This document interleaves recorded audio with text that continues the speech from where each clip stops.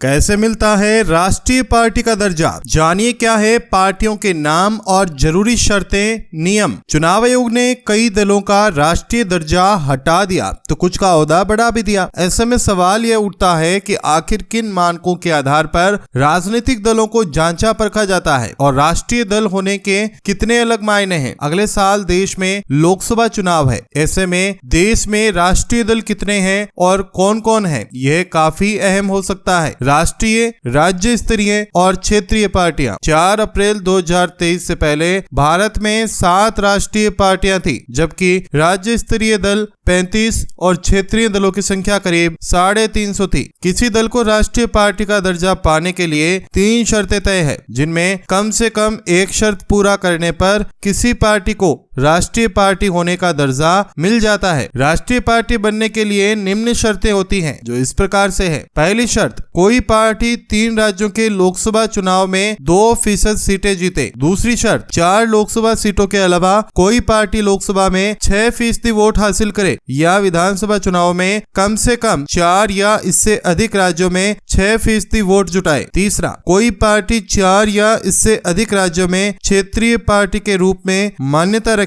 इन शर्तों में जो पार्टी एक भी शर्त पूरा करती है तो उसे राष्ट्रीय पार्टी का दर्जा मिलता है। राष्ट्रीय पार्टी के रूप में मान्यता प्राप्त होने के क्या क्या लाभ हैं? एक राष्ट्रीय दल के रूप में मान्यता प्राप्त होने का लाभ चुनाव पार्टी को आरक्षित चुनाव चिन्ह के रूप में मिलता है। नामांकन दाखिल करने के लिए उम्मीदवारों के प्रस्तावकों की संख्या बढ़ सकती है। राष्ट्रीय मीडिया पर फ्री एयर टाइम मिल जाता है। सभी मान्यता प्राप्त दलों को सस्ती जमीन, टैक्स छूट के अलावा सरकार के स्तर पर बहुत सारी सुविधाएं मिलती है। मान्यता प्राप्त दल चुनाव आयोग के बनाए मानक के अनुसार डोनेशन भी ले सकते हैं। इसके अलावा राष्ट्रीय दल चुनाव में स्टार कैंपेनर के रूप में 40 नेताओं की लिस्ट दे सकते हैं। अभी इतने राष्ट्रीय दल हैं: Bharatiya Janata party, Bhajpa, Congress, Bahujan Samaj party, BSP, communist party of India, मार्क्सवादी, नेशनल पीपुल्स पार्टी, एमपीपी, आम आदमी पार्टी। वर्तमान में भारत निर्वाचन आयोग ने सभी शर्तें और नियमों को देखते हुए आम आदमी पार्टी को राष्ट्रीय पार्टी के रूप में मान्यता दे दी है। इसके अलावा चुनाव आयोग ने सीपीआई, टीएमसी और एनसीपी को राष्ट्रीय दलों के रूप में अमान्य करार दे दिया है।